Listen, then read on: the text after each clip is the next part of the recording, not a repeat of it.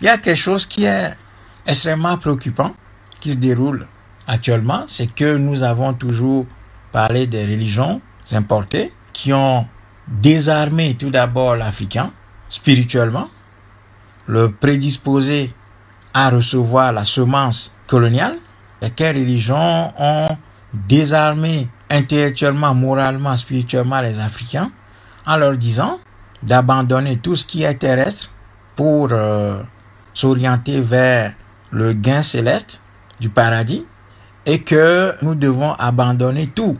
Nous ne devons accorder aucune importance à tout ce qui est terrestre pour pouvoir bénéficier du paradis. Et ensuite, ces religions ont dépossédé l'Africain en le pillant et en lui indiquant de faux moyens de combat, de lutte, que sont la prière, le jeûne, la soumission à l'autorité, sous prétexte que toute autorité vienne de Dieu, avec le bannissement de la culture africaine, de ce qu'elle a produit de plus merveilleux, comme la civilisation égyptienne, parce que la Bible décrit l'Égypte comme le temple de Satan et que les pyramides et autres statues étaient la manifestation même du mauvais esprit.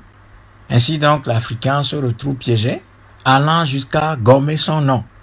Donc l'Africain va même devenir Daniel, Matthieu, Luc, Emmanuel, Moïse.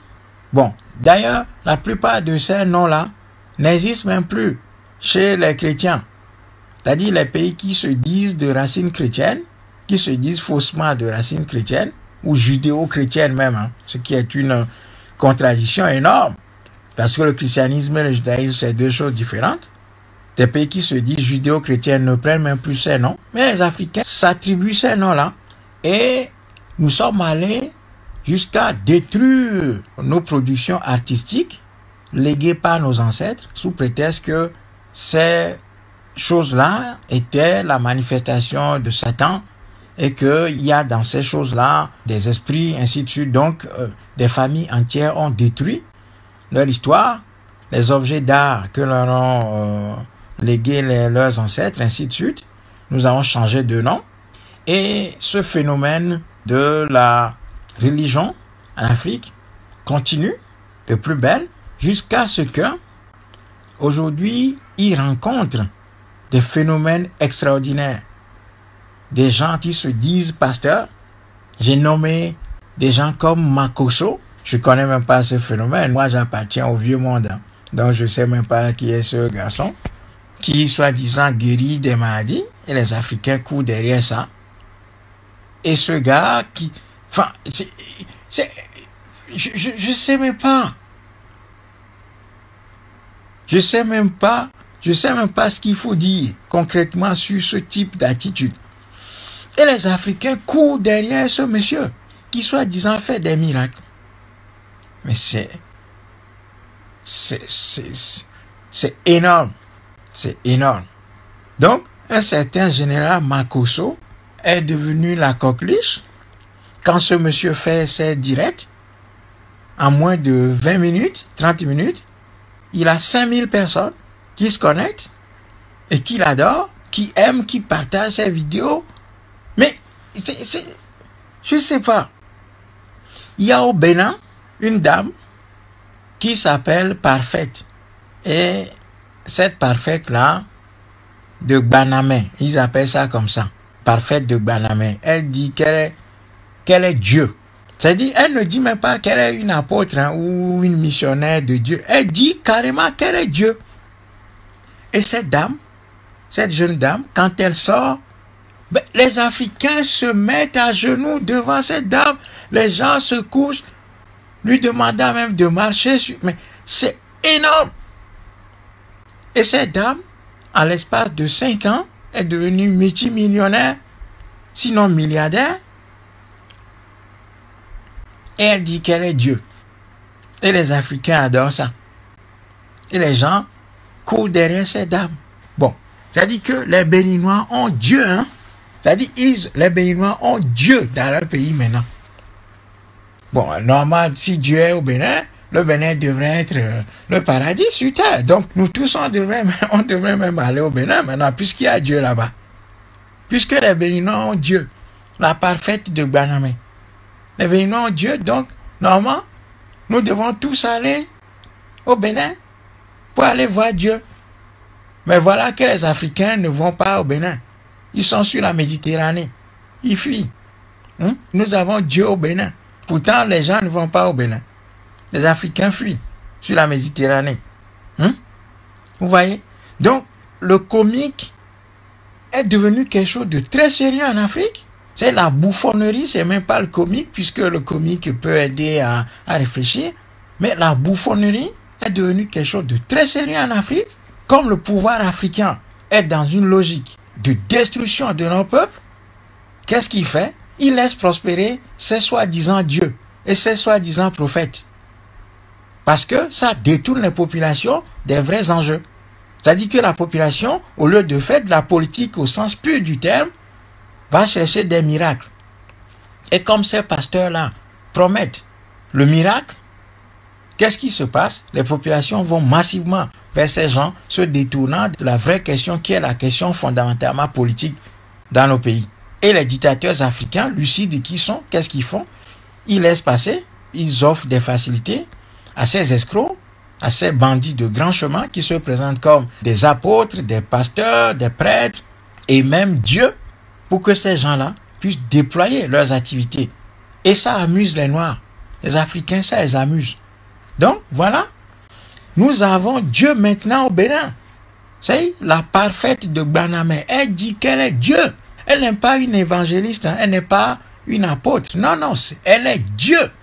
Et cette dame, parce qu'elle est Dieu, elle fait les poches aux Béninois, aux compatriotes du Bénin. Les gens partent de partout pour venir la voir. Dans son église, elle est devenue une entrepreneuse religieuse. Elle a créé des temples partout.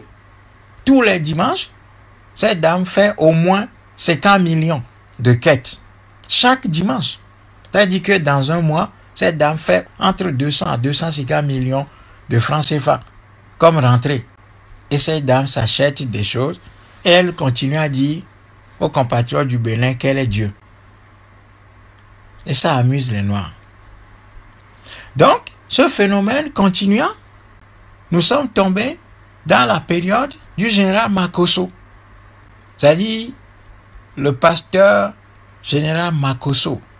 Et ces gars se moquent de notre peuple. Et ça amuse notre peuple. Et ce gars attire du monde. Et il s'en moque. Et les Africains, accablés, trouvent leur compte dans cette bouffonnerie. Et pourtant, on dit qu'il y a des pouvoirs dans ces pays-là. Et ces pouvoirs ouvrent la voie à ces gens. Leur laissent un boulevard pour qu'ils continuent à détourner nos populations des vrais sujets. Mais quand il n'y a pas d'hôpitaux, quand il n'y a pas d'infrastructures de soins dans des pays, le traitement des maladies est confié aux pasteurs. C'est un calcul froid des dictateurs africains de laisser prospérer ces soi-disant pasteurs guérisseurs de toutes les maladies. De toutes les maladies. Évidemment, si vous avez des pasteurs, des évangélistes, des hommes soi-disant de Dieu qui font des miracles, qui soignent toutes les maladies, est-ce que vous avez encore besoin d'hôpitaux et de dispensaires? Vous n'en avez plus besoin. Donc les dictateurs africains, ils vous ont trouvé la solution. Ils facilitent la vie aux pasteurs pour que les pasteurs et les évangélistes, les hommes de Dieu qui font des miracles, vous sauvent. Donc vous n'avez pas besoin d'infrastructures hospitalières. Vous n'avez pas besoin des hôpitaux, de dispensaires. C'est pour ça que dans les hôpitaux africains, si vous allez, vous y mourrez. Parce qu'il n'y a rien. Parce qu'il n'y a même pas d'hôpitaux. Vous n'en avez pas besoin. Puisque vous avez les pasteurs qui vous soignent sans médicaments. Il suffit qu'ils posent leurs mains sur votre genou pour que l'arthrose disparaisse. Et puis, à la mort de Didier Arafat, en Côte d'Ivoire, qu'est-ce qui se passe? On voit qu'il y a un autre qui apparaît, qui veut faire prospérer son business et qui dit qu'il va réveiller, qui va ressusciter Didier Arafat. Alors que ce monsieur, s'il avait le don de ressusciter les morts, il aurait commencé par ressusciter peut-être ses grands-parents et ses propres parents peut-être, ou bien les gens, les membres de sa famille qui sont morts. Et ça tient les Africains en haleine. Des gens disent, ah oui, le pasteur, oui, je le crois, c'est le gars, je commence à lui faire confiance, il est sérieux, il faut que la famille, machin. Et puis c'est devenu quelque chose qui amuse les gens. Et le Makosso dit, bon voilà, aidez-nous à chercher ce pasteur. Donc, ça dit que nous sommes de malades mentaux profonds. Oh, ça dit que... Ça dit que... Oh, l'Africain. Alors, si ce gars-là, je sais pas, ça me fait tellement, ça fait rire. Il vaut mieux en rire que pleurer. Il vaut mieux en rire qu'en pleurer. Parce que si ce gars-là a le don de ressusciter les morts, tout ce qu'on peut demander, c'est d'aller nous ressusciter Nkrumah, et Cheikh Anta Diop, et Sylvanus Olympio, les Lumumba, les Béhanzin, les Samori Touré. Ou bien il va nous dire qu'ils sont morts il y a trop longtemps, donc il ne peut pas les ressusciter. Non, sois sérieux. Nous avons de vrais problèmes et on s'amuse sur ce continent. La jeunesse africaine est là, en train d'être divertie par des non-sujets, par des escrocs, des voyous, des criminels, des voyous de grand chemin, s'accaparant de la Bible et du Coran, promettent des miracles et le paradis aux gens, et les gens les suivent. Mais c'est énorme ce qui se passe. Bon, j'ai appris qu'il y a un autre pasteur. Je ne regarde pas ces choses-là. On me dit qu'il y a un pasteur qui prépare une tisane à base du pétrole qui guérit les... Je sais pas, j'ai pas... Bon, et ce gars-là, il a même des avions, il a des jets privés. Oh, Seigneur. Non. Que Nkrumah, que Sylvanus Olympio, que Lumumba, que Sankara se réveillent pour venir voir l'état dans lequel se trouve le peuple pour lequel ils sont morts, assassinés. Ces gens-là, ils risquent de regretter de s'être sacrifiés pour nous. Si c'est pour parvenir à ça que ces gens-là se sont sacrifiés, non mais, je veux dire que c'est horrible.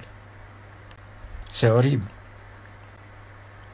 Et les vrais sujets de discussion sur lesquels nous invitons nos compatriotes, les gens refusent d'y venir. Sur cette page, je vois actuellement 8 personnes connectées qui sont en train de suivre le live. Si c'est Makosso, il serait 5 000 ou même 10 000. Avec 3 000 ou 5 000 partages. Si c'est le pasteur qui disait qu'il allait ressusciter Didier Arafat, qui faisait ce direct, il allait avoir 10 000 personnes. Avec 5 000 partages. Non, l'Africain fait pitié. Nous faisons pitié. Et nous voulons que des peuples qui ont payé de lourds tributs pour se libérer et payer de lourds tributs pour renaître, comme la Chine, et nous voulons que ces pays-là viennent nous donner cadeau, ce qu'ils ont acquis de haute lutte. Et nous voulons que dans cette ambiance-là, que des peuples aussi sérieux comme les Chinois, qui ont payé un lourd tribut pour se libérer, que ces gens-là viennent nous affranchir, quoi, tranquillement. Et pendant que nous nous amusons, nous rigolons, que nous jouons, que nous nous divertissons avec des pasteurs et des dieux, qu'ils viennent construire l'Afrique pour nous. Nous avons un sérieux problème mental. Nous avons un sérieux problème mental. Bon. Je fais mention également des pasteurs soi-disant qui sont confirmés sur le continent africain. Immensément riches. Immensément riches. Je parle des gens comme Chris Oyakhilome, des grands pasteurs nigérians là, des gens qui se disent pasteurs qui sont du Niger. qui ont amassé des fortunes colossales. Je parle des pasteurs confirmés au Ghana, qui par le cri, par le théâtre, ils ont appris, ils ont maîtrisé les règles du théâtre, de la comédie.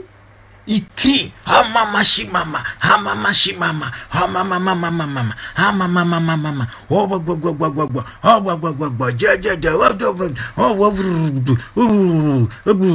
là voilà. Quand ils crient et font ça, c'est là que l'Africain entre en transe.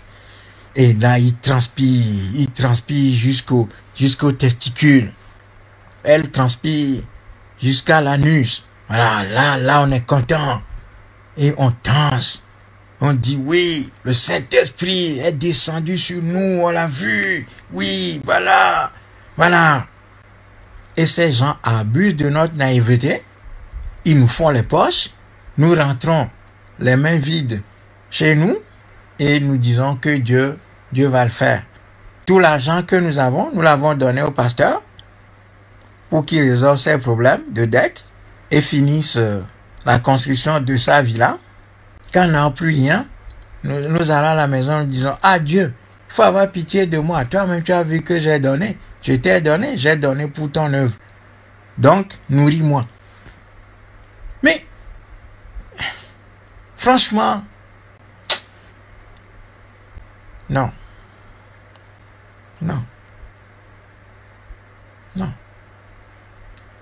Ça fait mal au cœur. Si c'est pour ce peuple-là que Thomas Sankara a été assassiné, si c'est pour ce peuple-là que Lumumba a été assassiné, si c'est pour ce peuple-là que Sylvanus Olympio a été assassiné, si c'est pour ce peuple-là que des millions de personnes sont en train d'être assassinées au Congo, si c'est pour ce peuple-là que Lumumba a été assassiné, si c'est pour ce peuple-là que les Samori, les Béanzins, Nana Adjima Prempe ont été déportés, si c'est pour ce peuple-là que des rois africains ont résisté à la colonisation avec leur peuple, c'est que ces gens-là, c'est que ces martyrs-là ont mal jugé l'histoire de ce peuple. Et ça fait mal au cœur de parvenir à cette conclusion. C'est révoltant.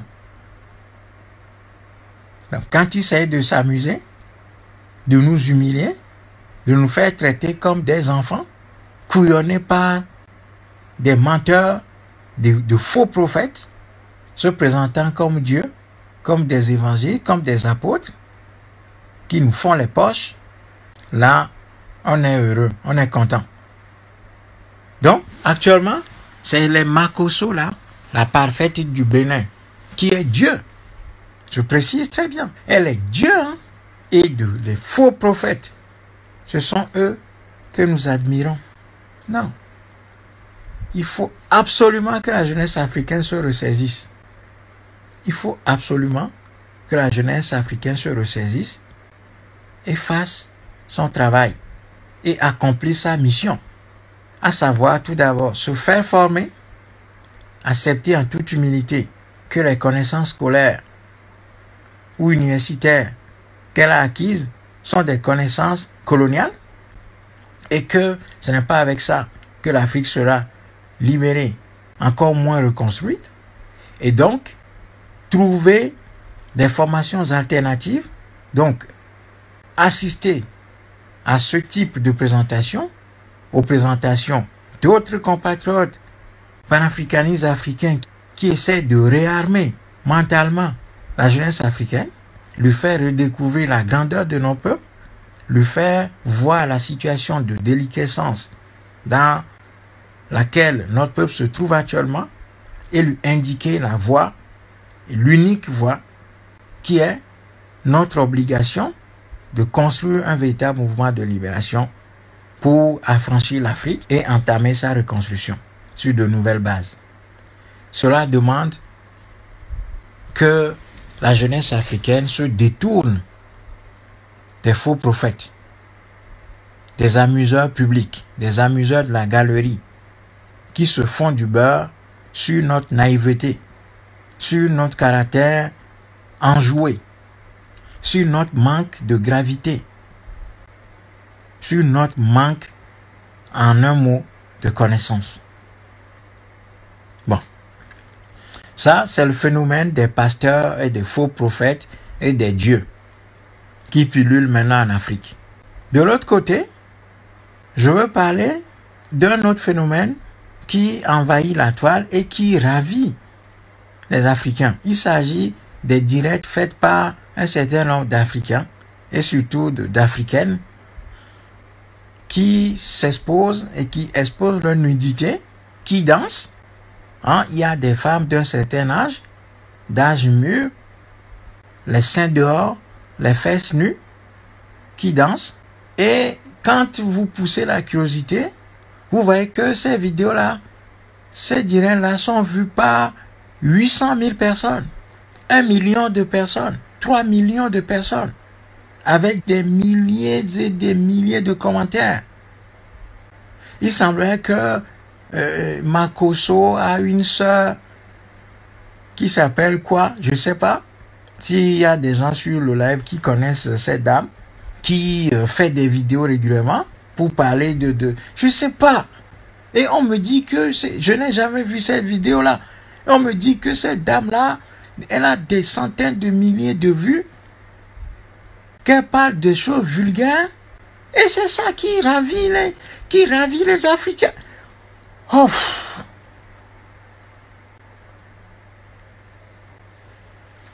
Est-ce qu'il y a quelqu'un sur ce direct qui connaît cette dame? Il semblerait que c'est la sœur de Makosso, qu'elle fait des vidéos où elle parle des choses vraiment... je ne sais pas. Et on me dit qu'elle est une star. Bon, je sais qu'il y avait une autre compatriote de Côte d'Ivoire. Comment est-ce qu'elle s'appelle là?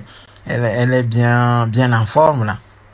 Voilà, c'est ça. Voilà, merci Lamadou. On me dit que c'est Lolo Beauté. Oh, l'Africain. Le monde a lâché contre nous. Le monde a pété contre nous. Pour qu'un peuple adore ce type de choses, c'est-à-dire de Lolo Beauté, non. On a des problèmes psychologiques graves. On me dit que c'est celle-là qui est maintenant la coqueluche des Africains. Bon, il y avait une autre compatriote de Côte d'Ivoire qui s'appelle comment là?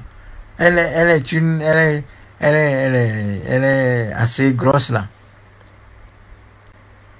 Et elle fait des photos de ses fesses qu'elle expose sur Facebook.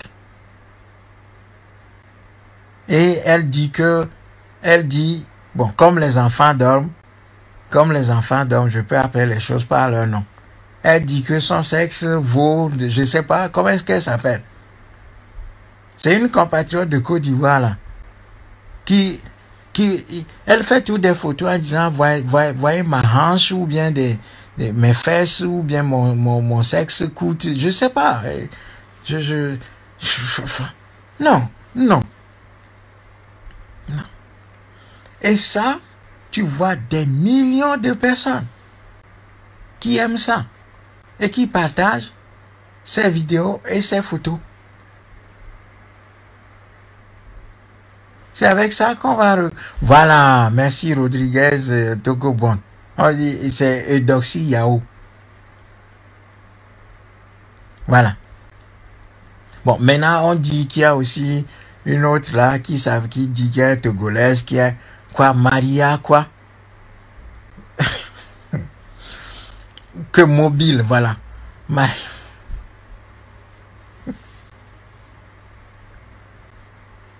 Ouais, excusez-moi, on me dit qu'il y a aussi une là qui dit qu'elle est togolaise, qui dit qu'elle est Maria mobile. Et elle a tous les fesses en l'air. Oh! Donc, oh mon Dieu. Donc, c'est avec ça que les Africains veulent, la jeunesse africaine veut reconstruire l'Afrique et résoudre tous les problèmes que nous avons. Oh! Le monde a pété contre nous. Le monde a pété. Ce n'est même pas quand le monde a pété sur nous. Voilà. Le monde a lâché sur nous. Le monde a lâché, le monde a pété sur nous là. Oh! Et on dit que c'est... C'est-à-dire, non mais, moi je ne regarde pas ces choses. C'est-à-dire que quand tu déroules ta page Facebook, tu vois ces choses-là qui s'imposent à toi. Dès que moi je vois ces choses-là, j'appuie, je dis masquer ce truc-là pour toujours. Je ne veux pas voir ces publications. Et tu vois évidemment qu'il y a des millions de personnes qui aiment ça, qui partagent des choses comme ça. Et c'est avec ça qu'on va reconstruire l'Afrique. C'est avec ça qu'on va se libérer des dictateurs africains. Oh, mais mes amis, mais je pense que nous avons un vrai problème mental. Ouf. Mais, bon, regardez la mort de Didier Arafat. Le nombre de personnes, c'est-à-dire que c'est là où tu te dis, bon, ok. C'est pour ça que je me suis déguisé en apôtre, moi aussi. Donc, nous allons tous fonder des églises. Maintenant, on va tous fonder des églises et des maisons de putes, là. Hein? On va créer des maisons closes. On va créer des maisons closes et des églises. On va devenir des hommes d'affaires. C'est ça que notre peuple aime. Si c'est ça que notre peuple aime, et que c'est là que notre peuple trouve son plaisir, qu'est-ce que vous voulez qu'on fasse? Pourquoi se tuer, se casser la tête, crier dans le désert, des années? Pour quel résultat?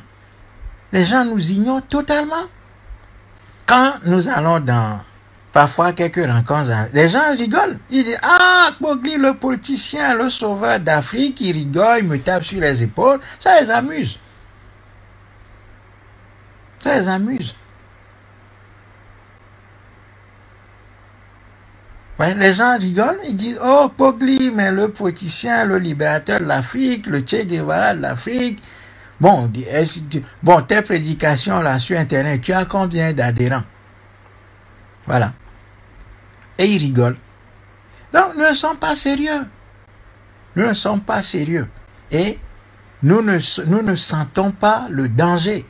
Nous ne sentons pas le danger qui pèse sur nous. Le danger de la disparition. Il ne s'agit pas forcément de la disparition physique, mais le danger de rester éternellement serviteurs d'autres peuples. Nous ne le voyons pas. Pour prendre conscience, chercher les armes, d'abord intellectuelles, nous armer intellectuellement pour affronter le monde.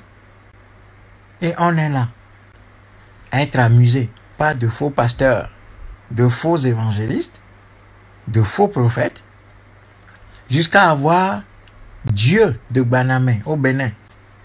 Il faut voir le nombre de personnes qui courent derrière cette... Elle ne dit même pas déesse, hein. Elle dit Dieu. Je suis Dieu. Comme nous avons eu à le dire il y a quelques années, l'Afrique est un centre psychiatrique à ciel ouvert. Le plus grand centre psychiatrique au monde à ciel ouvert, c'est l'Afrique. C'est-à-dire que c'est la folie. Si vous courez derrière des gens comme ça, les Makosso, les Lolo Beauté, les Eudoxie Yao, les mobiles quoi, les mobiles, Jolie Mobile ou bien Maria Mobile, si ce sont là vos références, si ce sont là les références d'une jeunesse, c'est que la déclinaison est vertigineuse. Un continent assailli par de graves problèmes, peut-être autant diverti, amusé, éloigné de la gravité, si ce n'est pas de la folie, si ça ne relève pas de la psychiatrie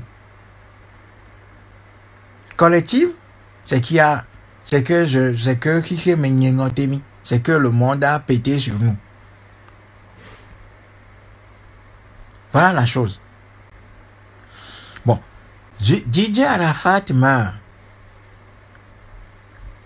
Qu'est-ce qu'on fait? Mais le nombre de personnes qui... Mais c'est énorme. Bon, on a assassiné Kadhafi. On a renversé le pouvoir de Laurent Gbagbo et mis Laurent Gbagbo en prison. Nous avons vu le nombre de jeunes Africains ayant manifesté. Nos compatriotes au Congo sont massacrés tous les jours. On voit le nombre d'Africains qui manifestent. Nos sœurs ont été enlevées au Nigeria par les djihadistes du groupe, je ne sais même pas comment ils appellent ce groupe-là. On a vu le nombre d'Africains qui s'est levé, manifesté. Le Soudan a été partitionné. Nos compatriotes du Soudan sont massacrés tous les jours. Le Cameroun, qui connaît une situation difficile. Voici Boko Haram. On a vu le nombre d'Africains qui a manifesté. Nos compatriotes se font exploser au Burkina Faso. On a vu le nombre d'Africains qui est sorti, qui a manifesté. Nos compatriotes sont assassinés au Togo quotidiennement, torturés. Les vidéos sont, quand on les publie même, mais les gens s'en foutent. La Côte d'Ivoire, c'est-à-dire que l'Afrique est assaillie par tous les maux, brisée, détruite, colonisée par tous les peuples de cette terre. Tous les grands pays de cette terre sont présents en Afrique, sont en train de nous écraser. On voit des Africains périr en Méditerranée. Ça, c'est montré dans les journaux, dans les journaux de 20 heures en Afrique. Ça, on le dit dans les médias. C'est publié sur Internet. Les gens, les Africains, les jeunes Africains voient ça. On a vu le nombre d'Africains qui a manifesté pour dire aux dictateurs africains, non, nous ne voulons pas, nous ne voulons plus périr sur la Méditerranée. On vous appelle à assumer vos responsabilités puisque vous êtes autoproclamés, nos dirigeants, résolvez nos problèmes. Normalement, nous devons avoir une manifestation, nous devons avoir un jour, une journée de manifestation synchronisée sur l'ensemble du continent pour manifester contre ce qui se passe sur la Méditerranée. Mais la jeunesse africaine, ce n'est pas son problème. C'est les fesses de Eudoxie Yao et de Lolo Beauté qui le préoccupent. C'est les fesses de Maria Mobile qui préoccupent la jeunesse africaine. C'est le miracle, la résurrection de Didier Arafat qui est son problème. Et effectivement, les gens attendent que ce pasteur, soi-disant, fasse la résurrection de Didier Arafat, sans avoir été capable de faire la résurrection de ses propres parents, ou de ses propres grands-parents, de ses propres proches. C'est la folie collective. Donc, les sujets importants qui montrent qu'un peuple a pris conscience de ses problèmes, pendant que les Chinois avaient payé le lourd tribut pour se libérer, avaient payé le prix du sang pour se libérer et reconstruire leur pays, nous, on s'amuse, on joue, on rigole, et maintenant, on veut que la Chine vienne construire nos pays pour nous et nous dote des attributs de la souveraineté, de la puissance, et repartir tranquillement chez elle. C'est un vrai problème mental, psychologique que nous avons.